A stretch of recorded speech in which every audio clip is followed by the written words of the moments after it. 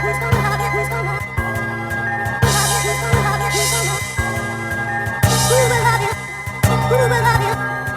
to episode 123 of the Highly Relevant Podcast, a Latina X show where I interview the people and discuss the moments that are shaping our American and Latino pop culture. Well, this week is a special episode for me because I'm interviewing someone that I've been wanting to interview for a very long time, and we were looking for the right moment, and this is the right moment. My guest today is Juan Doe. He is one of the hottest comic book creators in the industry right now, and he also happens to be a childhood friend of mine. He is debuting his first graphic novel as a writer called Bad Reception with Aftershock Comics, and it's a thought-provoking look at celebrity, fame, and the dark side of social media set against a slasher horror story. How awesome, right? Well, the opening of the story is groundbreaking. It's a 10-page cinematic blitz on paper with nothing but words, darkness, and blood. But before I talk to JD, it's time to give you my weekly pop culture news recap in a segment I like to call Jacked In.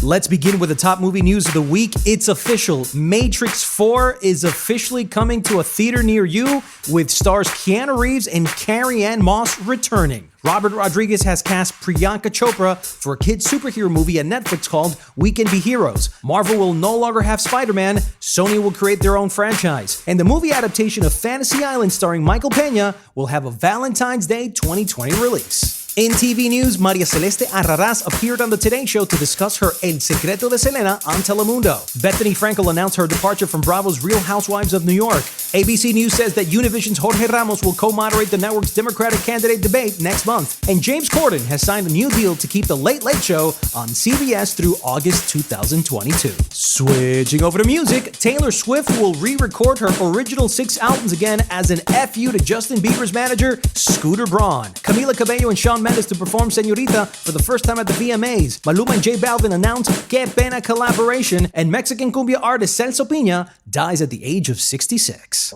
And in tech and social media news, Netflix is investing in technology to automate movie and television trailers. Apple warns you may permanently discolor your Apple Card if it's stored in leather. Instagram doesn't own your photos, but they can still use them forever. And SiriusXM announces a $4 streaming plan for students.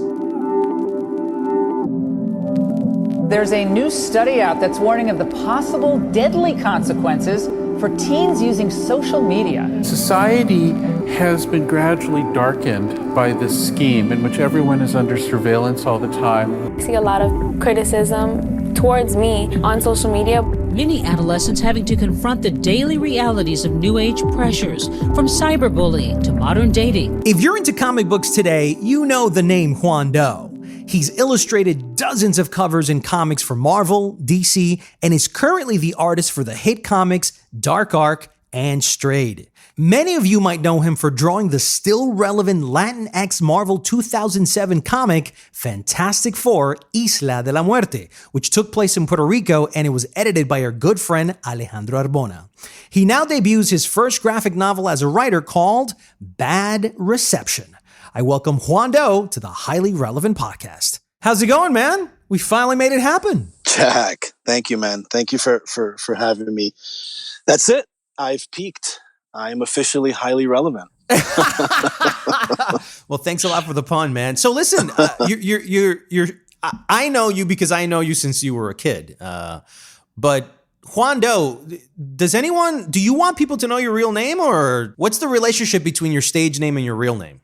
Well, I mean, look, to be quite honest, it is the name that I use when it comes to this kind of work, so it's very much like a performer, a circus performer or a magician, right. Who uses his stage name and does work under that. So yeah, I have a real name and a human name, and it's out there and you can go find it if you decide to do the research. But for the purposes of what I'm doing as a creator, Juan Doe fits perfectly and it reflects exactly what I like to do. And how did you end up electing the name Juan Doe to be part of your persona? It was just one of these inside jokes between me and some friends a long time ago now, almost 20 years ago. And it just kind of stuck. Someone called me Juan Doe because I used to disappear a lot, and The John Doe. Yo, Yeah, where's John so- Doe? The anonymous. So actually, that's exactly how it started. Someone said, "Yo, man, you're like a John Doe," and then my other friend said, "Nah, like a Juan Doe." The And we just Latino started- version we of just- we just started like cracking up. And then, so like the name was kind of like in my little universe. And then a quick story, like someone visited my art studio and they saw some of the work that I was doing at the time. And then they actually asked me what my name was. And I told them, and they were like, well, don't you think because of your name that you should do artwork that's related to your culture? And I thought that was just the silliest thing because I was doing artwork related to my culture because I'm from New York, I'm from America. So I realized there how people actually do prejudge you based on your name and they have all these assumptions. Oh, yeah. And I think at that point I decided, well, you know what? I'm going to take on this Juan Doe moniker almost as a way to, honestly, to say, F you to anyone who wants to judge me by my name. And it was the idea that I can sort of be anonymous while defining an actual name for myself. Right. So I thought that was pretty interesting. So before we get to how these cultural sort of filters in society have informed the way you do your own art, let's quickly get into the business of bad reception, man, because I'm really excited about this. Awesome. I've been with you on the down low on helping you organize your thoughts when bad reception was happening. You were in Tokyo. And I remember when you first pitched me the idea for this story, and I was just like, my jaw dropped because I don't really see that in the media, period. So tell everybody what bad reception is and where did the idea to create bad reception come from? Okay. Yeah. I mean, well, you said it perfectly. It is a techno horror thriller. It's a story about smartphone addiction, and it's about nomophobia, which is the fear of mobile phones. And it's also about it's a survival story, So the actual origin of bad reception was really over 10 years ago. And it was just like a silly idea. And at the time, a lot of the pieces were the same. It was about a wedding. But it was like off the grid and no one was going to have phones. But at the time, I think I remember the hook being like literally because reception was bad, because we didn't have 4G and 5G and LTE networks, the phone and the smartphone was becoming ubiquitous, but we still needed to build out that infrastructure. Mm-hmm. So at the time, it was more of a sort of B-movie joke about, oh man, my cell phone doesn't work and the killer is hunting me and I can't call for help, but it wasn't anything that had any teeth. I thought it was just more of like, and me, that we come up with ideas all the time. Right. And it was just kind of filed into the archives, but then cut, to 2018, which is when I conceived of the pitch. And obviously the whole global communication system of the world has pretty much, become part of the general mass and revealed a dark side that we didn't know at the nascent of any of this, right? Sure, because we didn't have social media in that capacity the way we do today. So I think today we have much more examples of what these devices are doing, and obviously it's the big cultural elephant in the room is social media, right? It's almost the number one topic, and it doesn't matter what industry you're in. Social media is having an effect one way or another in how these processes are being aligned. So what about the genre aspects of this? That's just a way to drive home some of the points that I want to make with the book, which again, we're taking celebrities who are very highly active on social media, who are invited to this celebrity wedding, but they have to give up their phones and basically spend time with each other. And I think today... That sounds almost very uncomfortable, man, today in 2019. Yeah. Exactly. So the idea of asking someone to give up their phone for it's like giving up their own kid, man. Yeah, no, man. I mean, and listen, I've even had some examples with you when we've gone to like some movie screenings. I don't think they do it as much today, but I remember going a couple times with you, and these people would take your phones, put it in a bag, and then you go in to watch a movie. And I think you and I went into the bathroom and put our phones in our socks. Because I'm like, dude, I am not giving up my phone for any reason. And this was like maybe the second generation of the iPhone. You know, it's not even like what it is today. So I think in today's landscape, that's almost like, you know, it's almost offensive to ask someone absolutely. to give up their phone. And you kind of alluded to it when I repitched Bad Reception to you when I was in Tokyo. We were talking. And I think that was like in real time too. Like we were just kind of thinking about it. And I was like, yo, it would be interesting to take this idea of like celebrity wedding and people who are addicted to the smartphones and kind of take it away from them. And then that's sort of the genesis of this idea, because I started doing research and I learned about this phobia called nomophobia, which is already primed to be one of the major phobias of the 21st century, which is the fear of no mobile phone. And there's already been studies in the UK and the US, and many of us already suffer from some form of this, you know, whether it's the constant checking of your emails or your notifications, or constantly worried if your phone is charged, or always worried about somewhere to charge it. You know, so these phobias and these fears are something that are already here in our society. So I thought it was kind of interesting to interplay this fear of no mobile phone with real primal fear. And that's where this horror part comes in, where we have, you know, an unnamed killer going around, you know, basically hunting these celebrity guests. And I think that's sort of the interplay there. Like, here's like some real fear, you know, contrasted against your fear of like no mobile phone. And it's within that space that I'm really having basically a lot of fun trying to figure out how some of these characters would act and react to this kind of situation. Why did it take so long for you to have the confidence in yourself to tell this story now?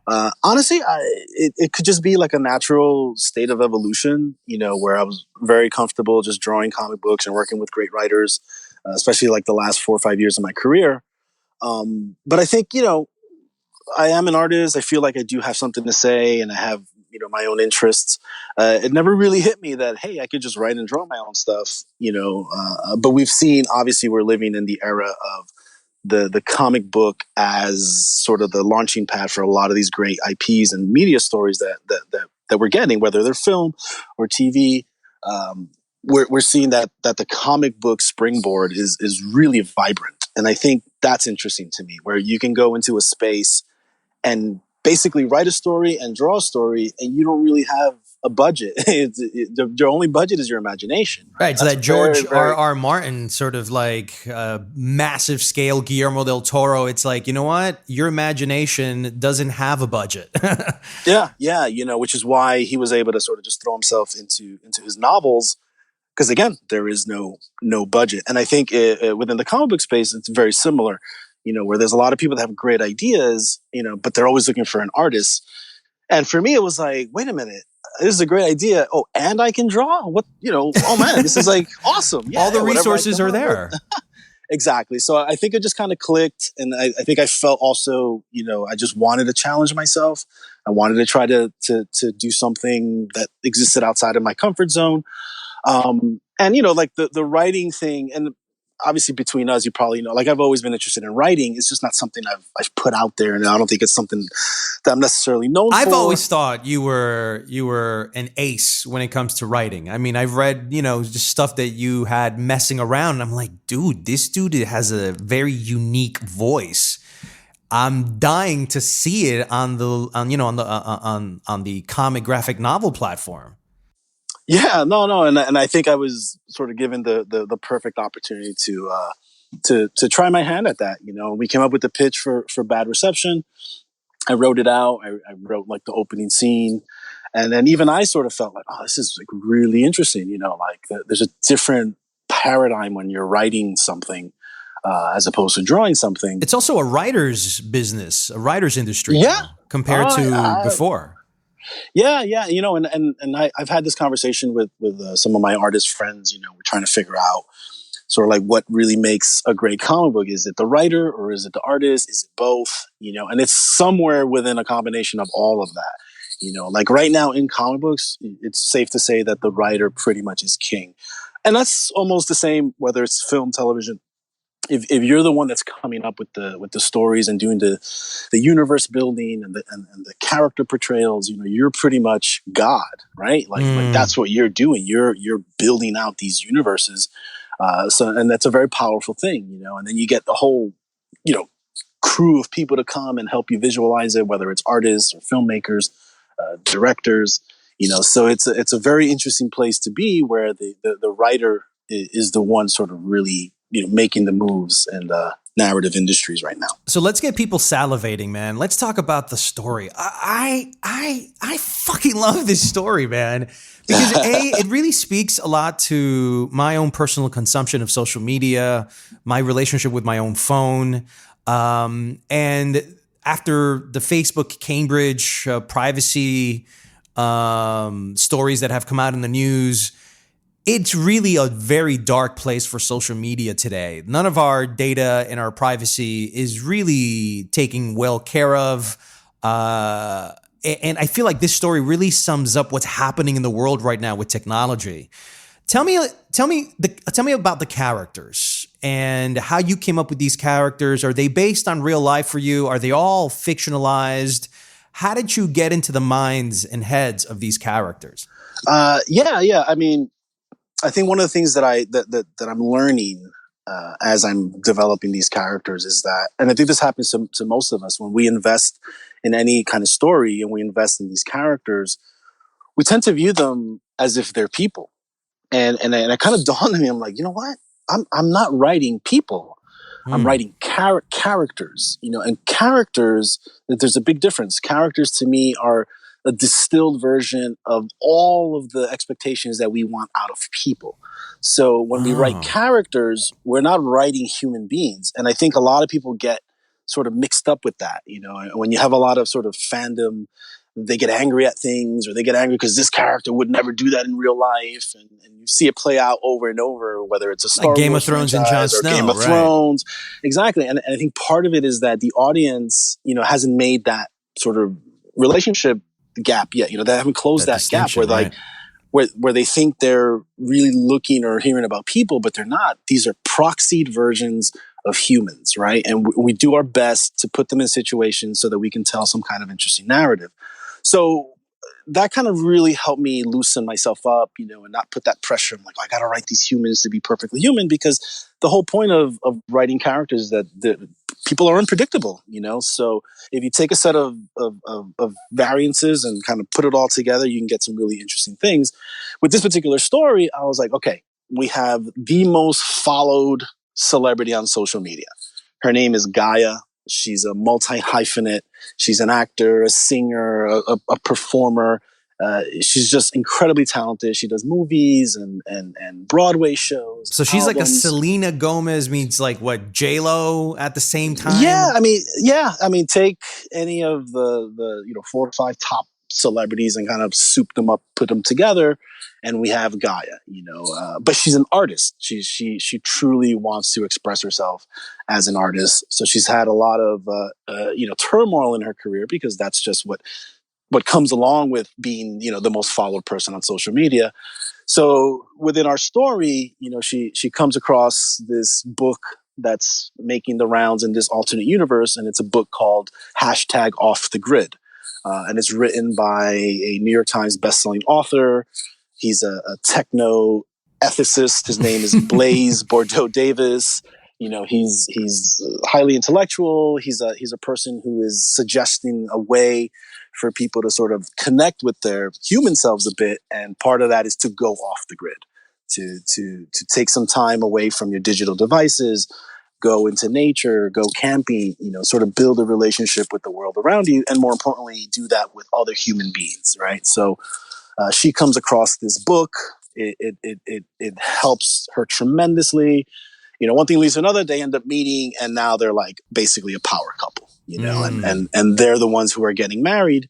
And then they want to have a very intimate wedding, not like a big blowout celebrity royal wedding kind of event. So they decide to go off the grid. She makes this announcement to her hundreds of millions of fans. They're going to an undisclosed location. They're inviting a handful of guests, and there will be no digital devices allowed at the wedding. And that's basically the genesis of where our story is going to begin, and how these characters, who are all suffering from nomophobia, all of them, and they're all basically at different levels of the celebrity scale, right? These are not just like regular Joes, with a couple, 50, 60 followers. They all have a certain amount of followers that they fit a criteria in that. Right. Absolutely. And I think it also plays to the fact that life has become a popularity contest. It really has. Even now in the most basic social settings, if you go out and you meet someone and then you check out their Instagram or their Twitter or whatever, it's one of the first things you notice, and if you see that they have X amount of followers, it's probably going to sway a little bit of how you feel about them. So, oh, this guy is somebody. That so person is sucks to hear it like the way you're saying it, but you're absolutely right, man. Like you meet someone and all of a sudden someone's Instagramming you just to see what your power cachet and social status ranking is, and see, well, I'll be your friend depending on how many followers you got. It's like, what? What about just me being me and making you feel good? Nah, dude, that's not the way I play. Yeah. Yeah. It's a little scary to hear it like that, man. It's scary. And I guess, you can imagine it from the standpoint of young people, like, kids who are in junior high school or high school, where there's already that pressure to feel relevant, to feel popular. And now we have these devices that give you an actual data score on that actually show you, hey, X is this or that. So, it's fearful in some ways. And I have no idea. I mean, I'm an older guy. I'm not necessarily part of the social media generation. I absolutely respect it and I understand it because this is just how the world is right now, So you can't sit around and say, oh, I hate social media. That's not really a proper thing to say, because social media is just the word to describe human interactions. It's just that we have a data set for it now. Mm-hmm. And I think that's what's interesting, is that does that data set, is it quantifiable in a way that changes how you act or behave towards one another? And I think that's where we're all in as a people, as a society. It's like if like even people of our generation, right? We've had this conversation, like, dude, you got to be on social media, right? You got to be out there promoting your work and this and that, or else it's not going to be relevant. So I think all of us are dealing with this kind of social anxiety, because that's how I feel about it. Like I feel like, oh man, if I'm not putting stuff up on social media, I'm irrelevant, and obviously that's not the case. But so we have to work within all of that. What is your relationship with social media from the get-go? From 2007, when the iPhone first came out and the apps started to come out and Twitter, et cetera, until today. Like, for example, you don't have a Facebook page. And it wasn't until really recently that you started getting into Instagram. Why have you been so guarded against social media? It's a practical thing. I'm not wired that way. It's not a choice. It's like the way that I work, the way that I function, the things that are in my life are prioritized over having to take time to, I should post this or I should say this on social media. So I think it's just a matter of like age, but I do understand that it's an important tool to have at your disposal, especially if you're an artist or you're a creator and you're trying to put out content. Companies don't do that for you anymore. The companies now expect you to kind of come in with your set of followers and your own way of marketing and branding your stuff. And that's kind of how it's everywhere now.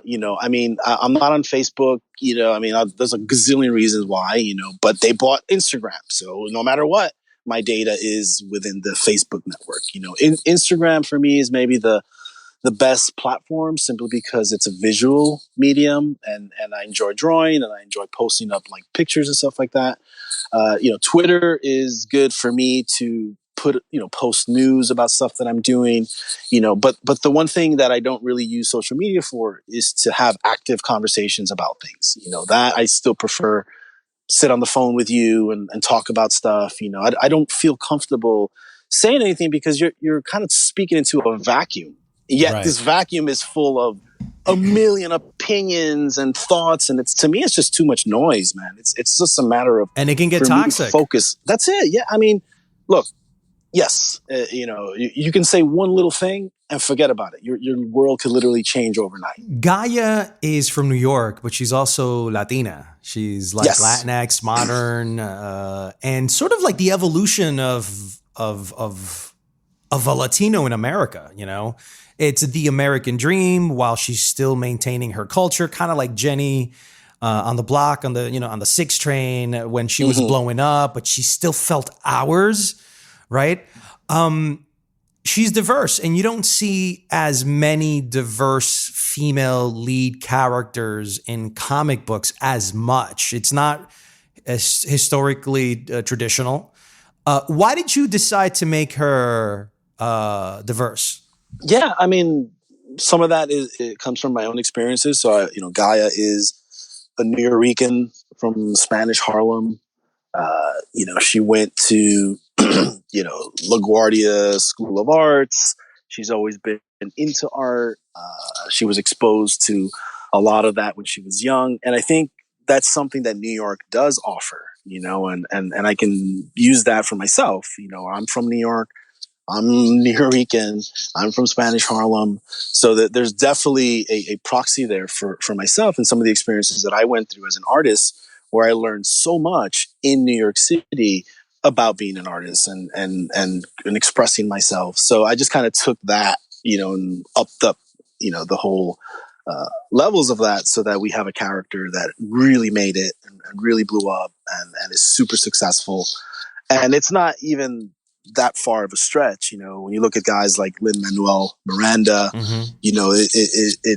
there are a tremendous amount of people that are multi-talented in many, many different facets, all working in the entertainment industry. So I think my character is diverse, but not so impossible to imagine that they can come from that. I grew up reading comic books where every character was white. I rarely saw a diverse character, but it didn't necessarily affect the way I read that comic book. I didn't hate it because the characters were white and they didn't relate to me.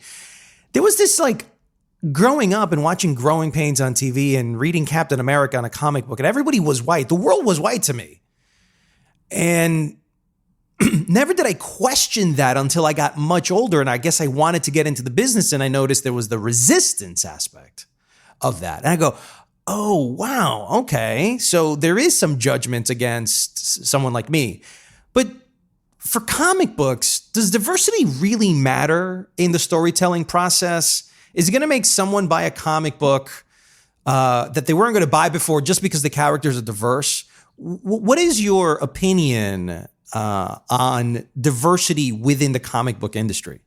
From my experience, man, I've been really fortunate to know a very wide, diverse cloth of, people from all over the place. So it's never relegated to just one kind of person or one kind of ethnicity or whatever. To me, my whole experience has always been working with people that are diverse in a very organic way. It's not that I'm going to go out and seek someone who's a particular race or anything like that. That's not to say that comic books doesn't have any, like any other media industry, representation is important, to show more of what the world is truly like. So I think I can only speak for myself, from my personal experience. I'm from New York City. Every single day I'd go out to school, to work, and every other face is a person from a different country, a different ethnicity. It's just very natural for me to feel that the world is diverse. And of course, it wasn't until I was older that I got to travel a lot, and you kind of see that there are, borders, that there are people who have biases against other races and other ethnicities, so it's a difficult thing to kind of process, but, all I can do is control the kind of stories that I tell within my purview and my universe. I never make a choice based on that.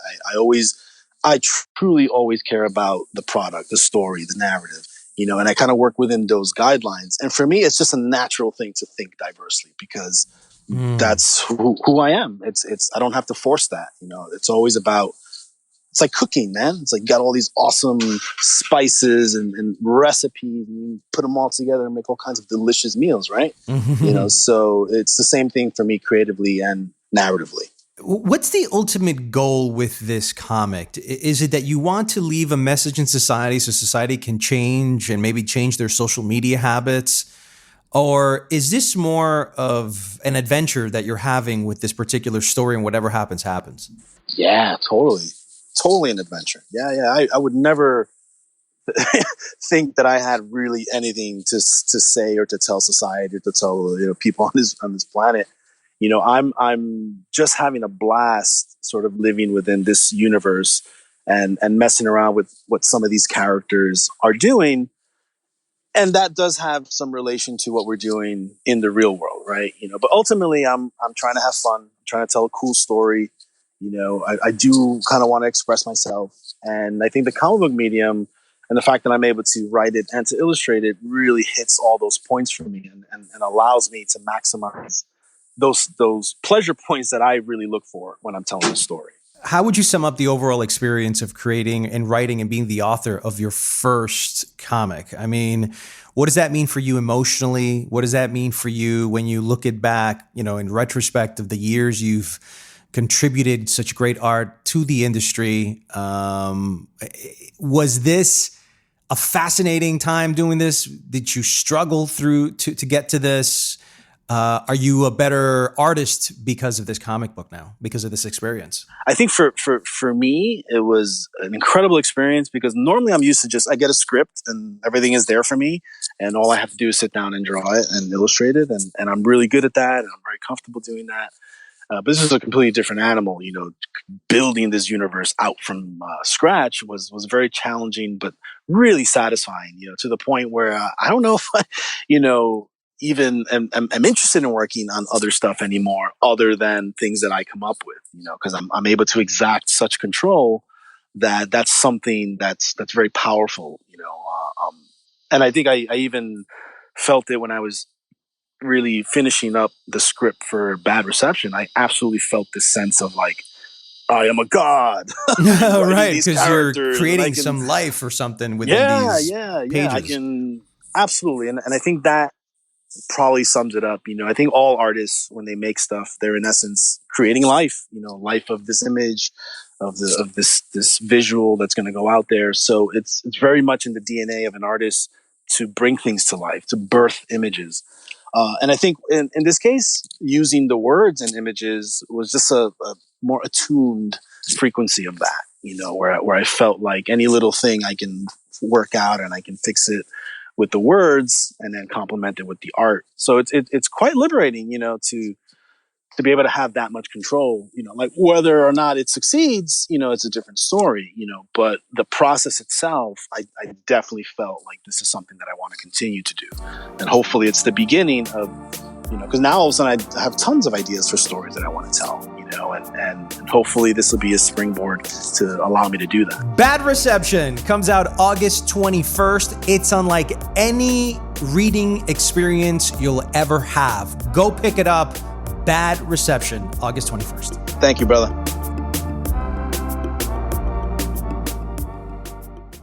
And before I get on out of here are 3 tracks you might want to add to your playlist this weekend. ¿Acaso no ves, mujer? Te veo y no me siento bien. No lo ves, Sebastián Romero. Mis pies.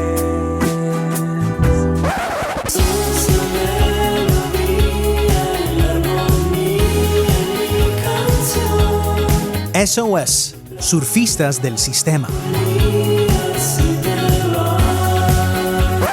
Espera, let me translate. Me gusta cuando bailas lento pero también rápido. That means that I love it when you shake it fast and shake it slow. Mami, Piso 21 featuring the Black Eyed Peas. Mami, eres dulce como azúcar. Yeah, baby, dale, dale. Tienes ese toque que me gusta. And that's it for episode 123 of the Highly Relevant Podcast. I want to thank Juan Doe for coming on the show. And if you'd like to support this podcast, please spread the love on social media and tell all your friends about it. You can reach me on Instagram at Jack Rico and my Facebook page at Jack Rico 40. Remember, it's only through your support that our show can grow. I'm Jack Rico. See you next week on another episode of Highly Relevant.